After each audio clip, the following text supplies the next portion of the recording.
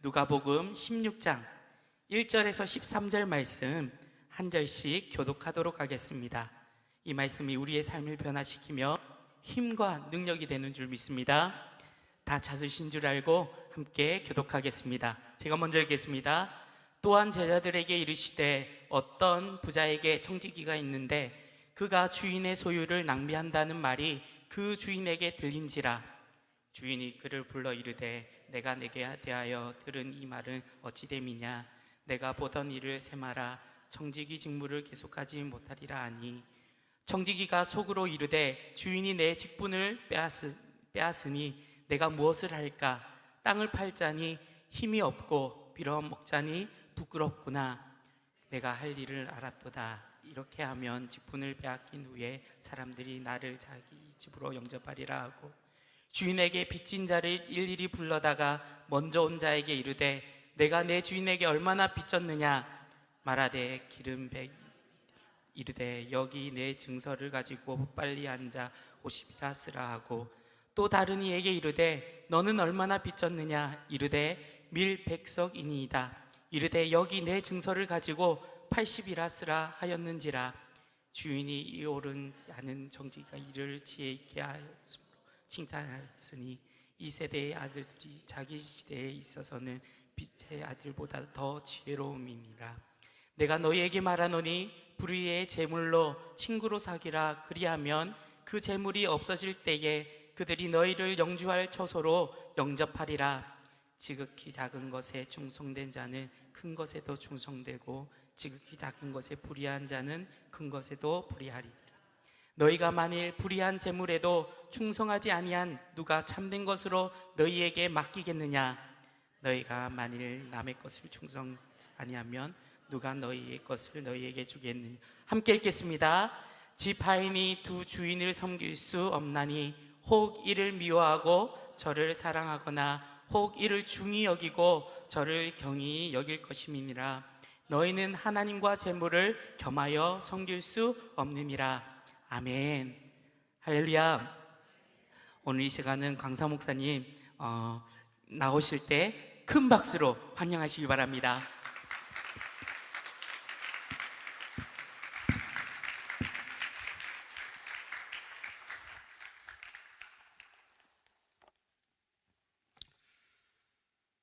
오늘 낮에는 이상한 책망이라는 제목으로 말씀을 같이 생각을 했고, 이 시간에는 이상한 칭찬입니다.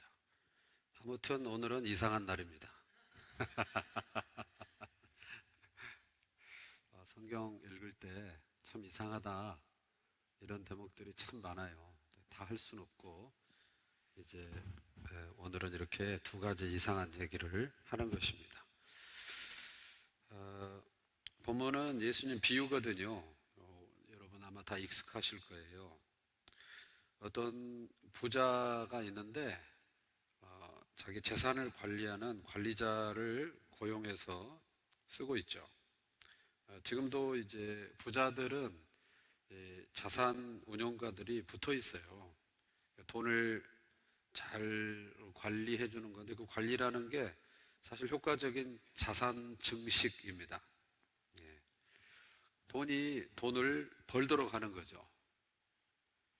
잘 모르시는 것 같아요. 그런 세계가 있다는 걸. 예. 그런 측면에서 정직하고 유능한 재무관리자를 둔 부자는 아주 마음도 편하고 또 든든한 거죠. 그런데 오늘 본문에 등장하는 청지기는 전혀 그게 아니에요. 주인의 소유를 낭비합니다. 어떻게 낭비했는가 구체적인 언급은 없어요. 오타니 야구 선수이면 오타니 선수의 자산을 그 통역가가 도박에 다 써가지고 이슈가 됐지 않습니까? 이분은 뭘 했는지 모르지만 낭비했습니다. 상당히 지속적으로 낭비한 것 같아요. 왜냐하면 그 말이 주인에게까지 들어갔거든요. 그래서 주인이 불러요. 해고에 대한 예고를 합니다. 청지기 입장에서는 이제 생업을 잃을 위기가 닥친 거죠. 3절에 그가 하는 독백이 실려 있는데, 주인이 내 직분을 빼앗으니 내가 무엇을 할까? 그 다음 말이 참 서글퍼요. 땅을 파자니 힘이 없고 빌어먹자니 부끄럽구나. 땅을 파자니 힘이 없다는 말로 봐서는 나이가 좀 든 모양이다. 건강이 또는 그렇게 좋은 편은 아닌 모양이다. 이렇게 유추할 수 있고, 빌어먹자니 부끄럽다. 이런 표현으로 봐서는 이 업계에서 상당히 정평이 나 있는 인물이 아닌가, 이런 생각을 해봅니다. 그래서 이제 자기가 생업을 이룰 위기가 됐기 때문에 궁여지책으로 묘안을 찾습니다. 그게 4절에 나와 있어요. 내가 할 일을 알았다. 이렇게 하면 내가 해고가 된 뒤에 사람들이 나를 자기 집으로 부를 거다. 좋게 대할 거다. 그 내가 할 일이 뭐냐? 어떻게 하는지 봤더니 빚진 자, 그러니까 채무자들을 다 부르는 거예요. 그리고 도저히 믿기 힘든 일을 저지릅니다. 장부 조작. 예. 기름 100말 빚진 자에게 50이라고 고쳐서 써주고요. 그러니까 그 채무자 입장에서는 어떻게 돼요? 순식간에 자기 빚이 절반으로 줄어드는 거죠. 이 사람이 고맙죠. 얼마나 고맙겠어요. 이런 것도 잘 모르시는 것 같아요. 돈 버는 것도 잘 모르시고 갚는 것도 잘 모르시고. 이제 밀 100석 빚진 자는 불러서 80이라고 수정을 해줘요. 얼마나 고맙겠습니까? 그런데 이거는 이제 빚진 자, 채무자 입장에서는 고마운 일인데, 주인 입장에서 생각해 보세요. 얼마나 참 기막힌 일입니까? 재산을 낭비하는 것도 모자라서 해고를 예고하니까 순발력 있게 장부를 조작하다니, 완전 막장이죠, 막장. 근데 우리를 정말 힘들게 하는 건 뭐냐면, 이 비유의 결론이, 그래서 그놈을 매우 치라하라, 내쫓으라, 슬피 울며 이를 갈미 있으리라, 이렇게 권선징악으로 끝났으면 우리가 이렇게 고심할 일이 아니거든요. 저는 한 번도 안 봤지만 마동석 주연의 범죄도시, 지금도 4편인가 하고 있는 모양입니다. 혹시 보신 분 있으실지 모르겠는데 저는 못 봤습니다. 사실 저는 폭력적이거나 욕설이 난무하는 영화를 별로 좋아하지 않습니다. 그래서 이제 보지는 않았지만 그 영화가 뭐 엄청 인기가 많았나 봐요. 이전에 뉴스를 보니까 전문가가 나와서 왜 이렇게 영화가 인기가 많은가, 영화를 잘 만들었다, 뭐 그것도 없지 않겠지만, 현대인들이 이 부조리한 사회를 살아가면서 그 권선징악, 가서 힘으로 무력으로 악당을 소탕하는, 거기서 어떤 그 희열을 느낀다는 거죠. 카타르시스를 느끼기 때문이다. 이렇게 평론하는 평론을 들은 기억이 있어요. 정말 그렇죠. 우리는 선은 권장하고 악은 징벌하는, 그게 결론으로 끝나야 성경다운 것이고 주님다운 것이고, 비유가 그래야지. 무슨 이런 비유가 있냔 말이에요. 주인이 그 청지기를 해고했다, 법정에 고발했다, 엄중하게 심판을 받았다. 굉장히 자연스럽게 끝나요. 근데 주님이 베푸신 비유인가 싶을 정도로 참 마음이 보대끼는 것은, 이 비유의 결론이 찜찜한 거예요. 주인이 이 옳지 않은 청지기를 칭찬했다, 이렇게 결론이 나거든요. 그래서 이 비유는요, 이 본문은 난제 중에 난제입니다. 어떻게 해야 될까요? 실마리를 찾을 수 있는 부분이 8절입니다. 8절 말씀에는 청지기에 대한 수식이 붙는데요, 이 옳지 않은 청지기, 이렇게 말했어요. 밑줄을 쳐놓으세요. 그러니까 이 청지기의 순발력 있는 대범한 장부 조작, 그게 옳다고 인정해 주는 게 아니라는 것을 먼저 우리도 같이 밑줄을 그어야 돼. 이 청지기는 옳지 않았다고 말하는 거예요. 예. 그 다음 이어서 나오는 표현을 보세요. 이 옳지 않은 청지기가 이를 지혜 있게 하였으므로 칭찬을 했다 그러죠. 그러니까 청지기는 잘못했는데 칭찬받은 부분은 지혜다. 이렇게 이제 구분을 해 놓아도 여전히 혼란스러워요. 왜 그러냐? 여기 지혜라고 표현된 실체가 뭐냐면 장부조작이거든요. 낭비하고 조작했다. 근데 어떻게 주인이 칭찬을 하는가? 그리고 그걸 지혜라고 말할 수 있는가? 아, 찜찜해, 여전히. 우리 주님은 어떤 분이시죠? 오늘 낮에도 성전을 청결케 하셨잖아요. 불의에 맞서신 거예요. 신랄하게 비판하세요. 눈 하나 깜짝 안 하세요. 그래서 십자가까지 지신 거 아니에요? 그 의로우신 주님이 이 옳지 않은 청지기, 장부조작, 칭찬을 하신다? 여러분 이해가 되세요? 8절에 이어지는 말씀이 뭐죠? 이 세대의 아들들이 자기 시대에 있어서는 빛의 아들들보다 더 지혜롭다. 이 부분부터는 뭐냐면 그 드라마, 주님이 설정하신 비유, 거기에 대한 그 비유를 통해서 전하시고 싶어 하시는 메시지인 거예요. 역시 지혜를 언급하세요. 한 걸음 더 들어가면 9절이에요. 불의의 제물로 친구를 사귀라. 이렇게 말씀을 하세요. 그러면 그 제물이 없어질 때 그렇게 사귄 친구들이 뒤를 봐줄 거야, 야, 야, 야, 야. 이런 얘기. 사실 여기 뭐 사회생활 많이 하시고 공직에 계신 분도 계시고 뭐 오늘 뭐 예배 끝나고 가는데 뭐 여기 이 북구청장님도 인사를 하시더구만요. 뭐 이런 분도 계시고 그런데 사실 이런 부분이 문제가 되지 않습니까? 우리 사회에서 대기업에 있을 때, 공기업에 있을 때 이렇게 저렇게 로비를 해두고 퇴직해서 다른 자리로 가볍게 가주는 센스. 이게 우리 사회의 문제죠. 그런데 주님은 그렇게 해야 된다고 말씀하시는 것처럼 들리니까 굉장히 혼란스러워요. 10절로 넘어가 보죠. 지극히 작은 것에 충성된 자는 큰 것에도 충성되고 지극히 작은 것에 불의한 자는 큰 것에도 불의하다. 자, 여기서 말하는 지극히 작은 게 뭐예요? 11절에 보면 불의한 재물하고 관련이 되어 있어요. 너희가 만일 불의한 재물에도 충성하지 아니하면 누가 참된 것으로 너희에게 맡기겠느냐. 12절도 너희가 만일 남의 것에 충성하지 않으면 누가 너희 것을 너희에게 주겠느냐. 전체적으로 통합을 해보죠. 재물 관리라는 것은 지극히 작은 것인데요, 그것조차도 제대로 못하면 그 다음은 생각할 것도 없다, 이런 식이에요.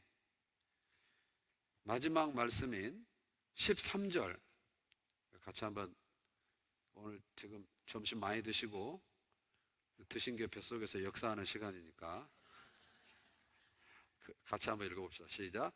지바이니 두 주인을 섬길 수 없나니 혹 이를 미워하고 저를 사랑하거나 혹 이를 중히 여기고 저를 경히 여길 것이면 너희는 하나님과 재물을 겸하여 섬길 수 없느니라. 네. 손흥민이 몇 미터였죠? 한 70m를 달려가 가지고 혼자 골 넣을 때 보셨어요? 그것처럼 이 비유가 골대를 향해서, 결론을 향해서 몰고 가서 결론을 어떻게 맺어요? 하나님과 재물을 겸하여 섬길 수 없다. 결국 주님은 이 비유를 통해서 그 옳지 않은 청지기처럼 하라고 하시는 거예요. 그 옳지 않은 청지기처럼 지혜롭게 하라고 하시는 거예요. 괴로우시죠? 그 지혜는 결국 하나님과 재물을 겸하여 섬기지 않는 것으로 귀결이 돼요. 그 청지기는 주인과 재물을 겸하여 섬기지 않았던 샘플인 거예요. 자, 이 문제를 우리가 이제 풀어야 되는데 어떻게 생각할 수 있을까? 옥스퍼드 대학의 신학학 교수가 이 비유를 뭐라고 했냐면 탕자 비유에 덧붙여진 부록이다, 이런 말을 했어요. 그러니까 두 비유를 같이 한번 볼 필요가 있는데, 두 비유는 탕자 비유 아시죠? 네, 제가 대답을 해야 되겠군요. 탕자 비유 아시죠? 네. 탕자 비유나 이 불의한 청지기 비유나 뭐냐, 둘 다 재물을 잘못 사용했다는 공통점을 가지고 있는 거예요. 탕자는 아버지의 재물을 허랑방탕을 했고요, 이 옳지 않은 청지기는 주인의 재물을 낭비했어요. 둘 다 나락으로 떨어졌고 절체절명의 순간에 빠진 거죠. 그 순간 둘 다 은혜와 용서를 생각한다는 공통점이 있어요.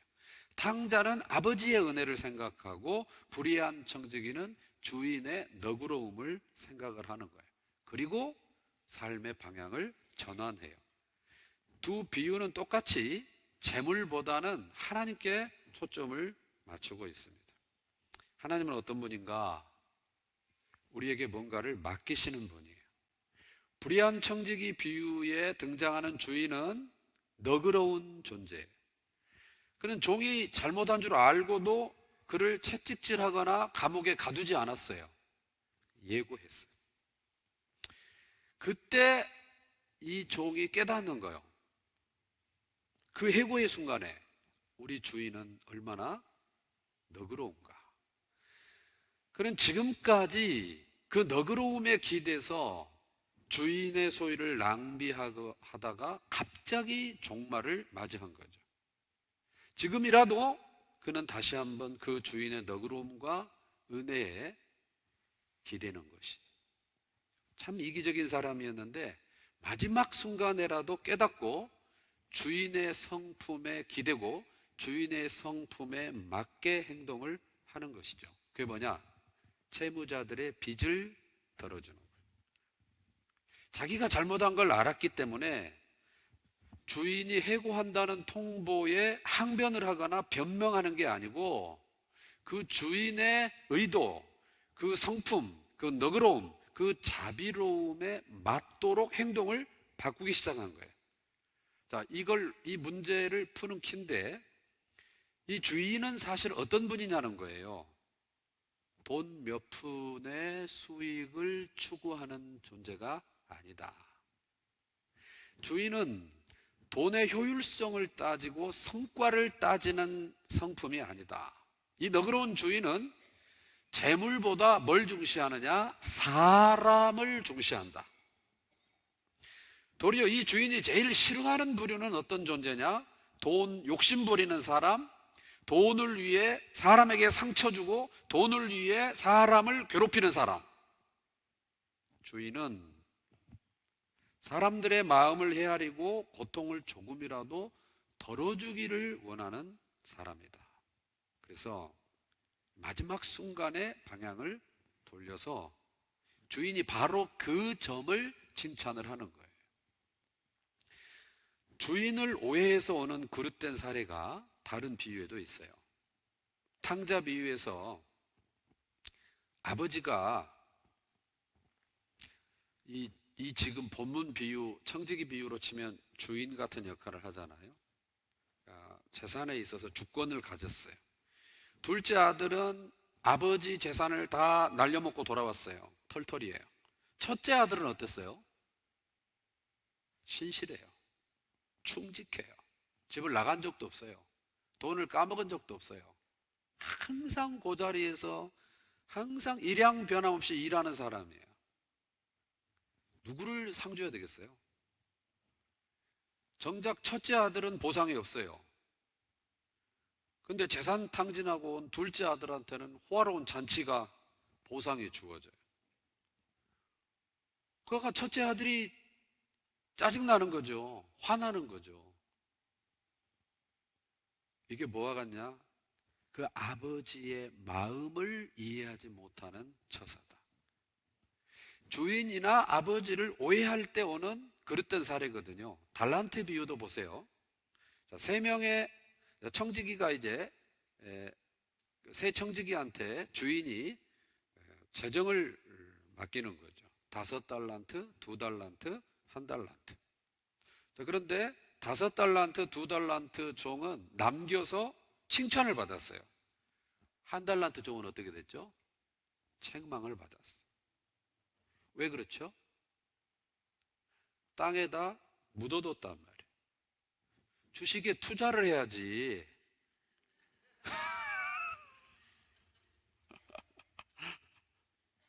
그냥 적금 통장에다가 돈도 안 되는데 넣어놔가지고 혼났다. 이렇게 생각해 보세요. 왜 이 사람은 그랬을까? 적극적인 투자를 하지 않았을까? 주인을 오해했어요. 어떻게 오해했는가? 마태복음 25장 24절 이하에 보면 이런 표현이 나와요. 1달란트 받았던 자는 와서 이르되 주인이여 당신은 굳은 사람이라. 심지 않은 데서 거두고 해치지 않은 데서 모으는 줄을 내가 알았으므로 두려워하여 나가서 당신의 달란트를 땅에 감추어 두었나이다. 주인을 어떻게 오해했다고요? 굳은 사람이라. 아버지를 오해하는 첫째 아들, 주인을 오해하는 청지기, 주인을 오해하는 1달란트 종. 그러면 오늘 본문의 비유를 듣는 청중이 누구냐? 1절에 보면 또한 제자들에게 이르시되 이랬어요. 그러니까 이 비유를 듣는 사람이 누군 거예요? 예수님의 제자들이에요. 그런데 또 있어요. 14절에 보면 다른 청중이 언급이 되는데요. 바리새인들은 돈을 좋아하는 자들이라 이 모든 것을 듣고 비웃었다. 이 모든 게 뭐예요? 이 청지기 비유. 그러니까 제자와 그리고 바리새인들이 이 비유를 같이 들은 거예요. 근데 바리새인들의 특징을 뭐라고 묘사했어요? 돈을 좋아한다. 바리새인들은요 스스로를 되게 의롭게 여겨요. 하나님께서 자기들을 인정한다고 생각하는 사람들이에요. 그들의 사고방식, 생활방식, 하나님이 다 기뻐하신다고 생각하는 사람들이에요. 주인을 그렇게 오해하는 사람들이에요. 주님은 그들이 지금이라도 주인이 어떤 분이신지 생각해서 돌이키기를 원하시는 거죠. 불의한 청지기가 칭찬받은 진짜 요인은 뭐냐? 엉터리로 살았어도 다 낭비했어도 마지막 순간에라도 주인의 의도대로 돈을 사용했기 때문에 칭찬받은 거예요. 주인의 성품을 이해한 거죠. 지금까지 살아왔던 이기적인 삶을 버리고 주인의 성품에 맞는 그 의도에 맞는 삶으로 짧은 순간 자기를 돌려놓은 그 지혜. 반대로 돈을 좋아하는 바리새인들은 어떻게 했다고요? 비웃었다. 그 주인이 얼마나 어리석게 보였겠어요. 그 비유 속에 등장하는 주인. 낭비하고 조작하는 청지기를 칭찬하는 주인. 그런 바보가 없죠. 비유 속 주인은 비유를 듣고 있는 바리새인들하고 달라요. 바리새인들은 돈을 좋아해.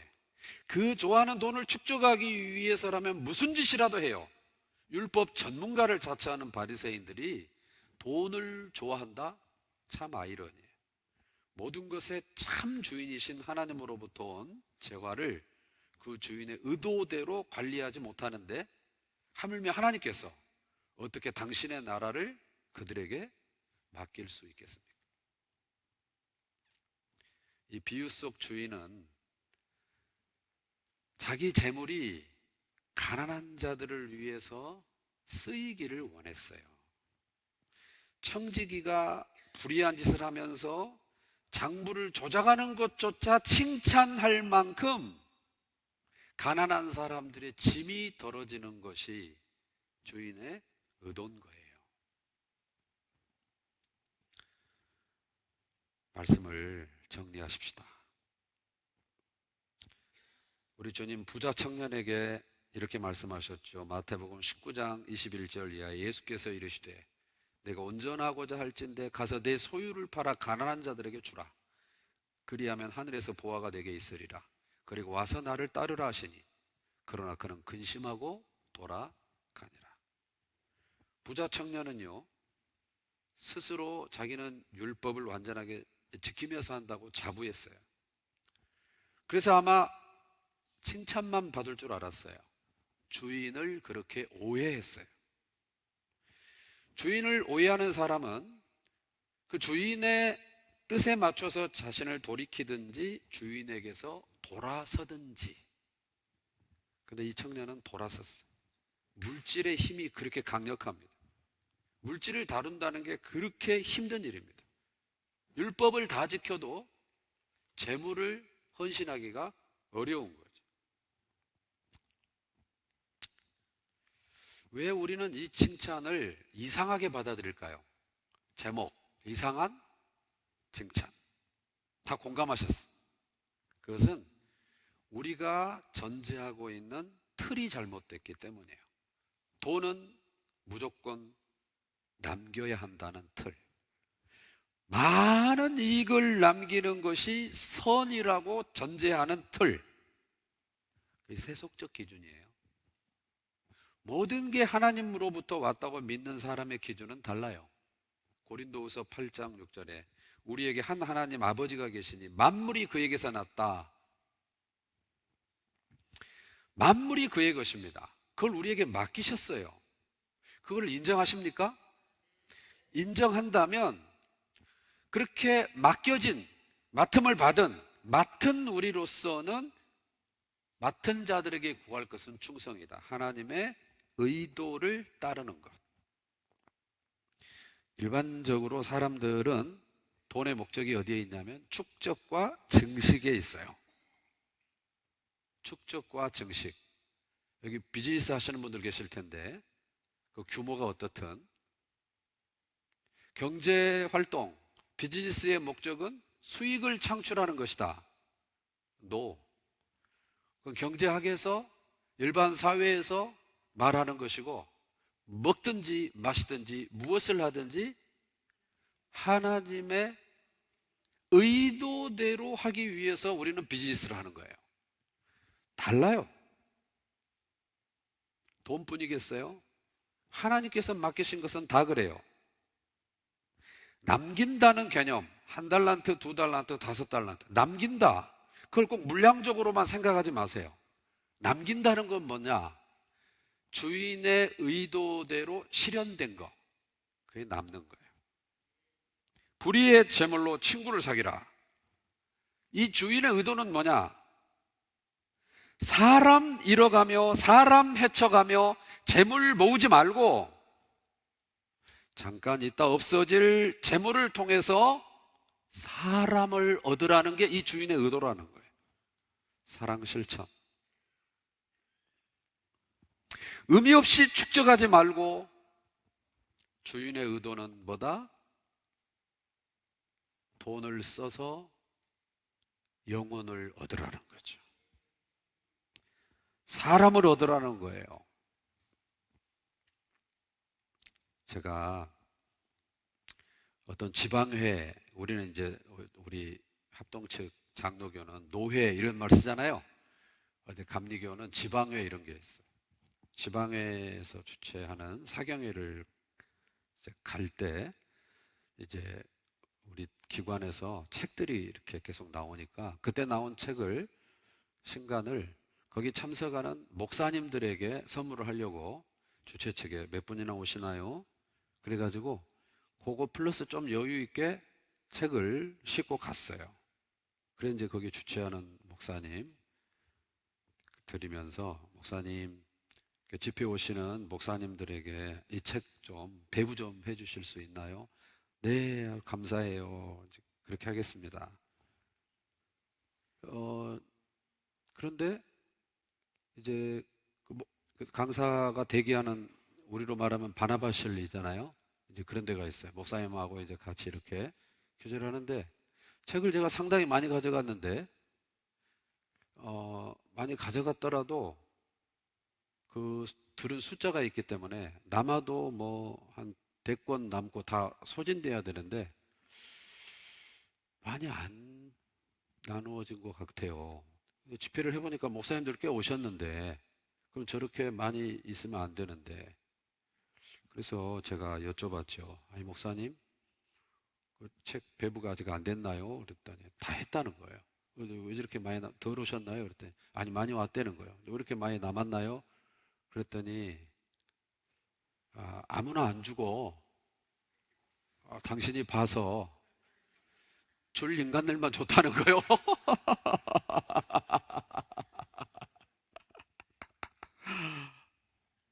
그 순간 이 말씀이 깨달아졌어요.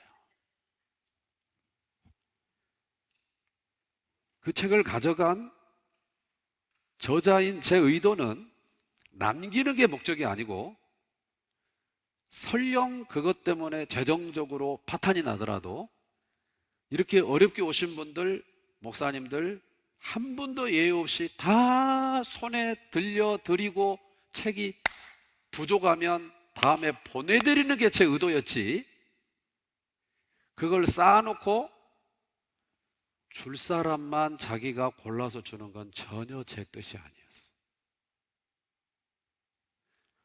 그러셨군요, 목사님.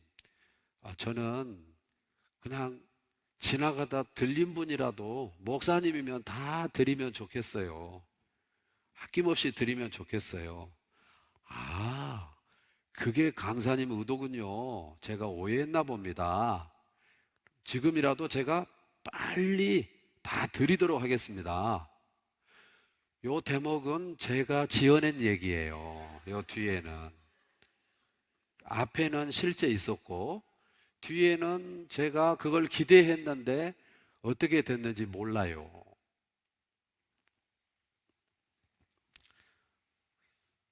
저는 미숙이에요. 미숙한 사람이에요. 성숙이가 아니에요. 이기적이고 탐욕적이에요. 살아봐야 알아요. 멀리 있으면 다 좋아 보여도 저랑 사는 사람한테 물어보세요. 다 사람은 그림자가 있고, 사람은 다 화장실을 다녀야 되고, 사람은 다 똑같아. 불의한 청직이 따로 있는 게 아니라 우리가 존재 자체가 다 불의해요. 우리는 다 죄인이에요. 죄인 장아찌예요. 안 들킬 뿐이에요. 그런데 그런 불의한 저라도 그 책을 다 나눠주는 게 제 의도고 제 성품이라면, 하물며 회전하는 그림자도 없으시고 죄가 없으신 거룩하신 좋으신 하나님은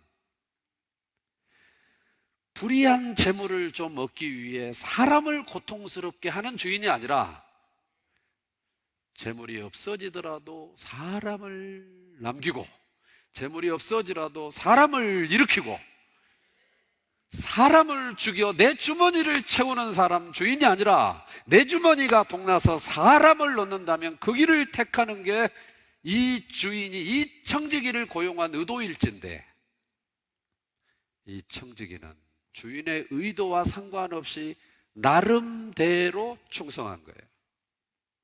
성경적 충성의 반대는 나름대로 충성인 거예요. 성경이 왜 중요하냐? 나름대로 충성이 아니라 주님 의도대로 충성하려면 그 의도가 있는 성경을 보는 거예요. 성경을 보는 건 뭐냐? 주님 마음을 보는 거예요. 주님 마음을 알면 주님 마음을 따라서 드릴 수 있게 되는 거예요. 인생은 정산이 있습니다. 정산은 기준이 있습니다. 자기 평가, 그게 기준 아니에요. 맡기신 분의 의도, 이게 기준이에요. 우리 주님 사람 잃고 돈 남기는 거 원치 않아요. 돈 써가며 사람 남기기를 원해요. 그것은 교회 공동체도 마찬가지죠. 학사 위에 석사, 석사 위에 박사, 박사 위에 밥사, 여러분 주보에 있잖아요. 박사보다 밥사가 돼야 돼. 목사님의 의도, 담임 목사님의 의도는 너무 성경적이에요. 저는 우리 담임 목사님하고 교제를 할 때마다 보면 항상 가서 밥을 사요. 주인의 의도예요. 주인의 의도. 스케일이 다르다는 것을 여기서 다 말 못해요. 네. 참 많이 느껴요. 여기 포인트, 저기 포인트. 여러분, 없다고 못 섬기는 것도 아니고 있다고 섬길 수 있는 것도 아니에요. 거룩한 낭비. 향유 옥합을 깨뜨렸을 때 제자들은 낭비 허비라는 말을 썼지만 주님은 기준이 달랐어요. 돈 왜 버십니까? 저축은 왜 하십니까? 재산 증식은 왜 하십니까? 그거 하는 자체는 나쁘지 않습니다. 법적으로 정당하게 잘하십시오. 그러나 그것에 하는 목적이 증식 자체가 목적이 아니라 맡기신 주인의 의도대로 어떻게 거룩한 허비, 거룩한 낭비, 그걸 통해 사람을 얻을 것이냐, 그렇게 되시기를 바랍니다.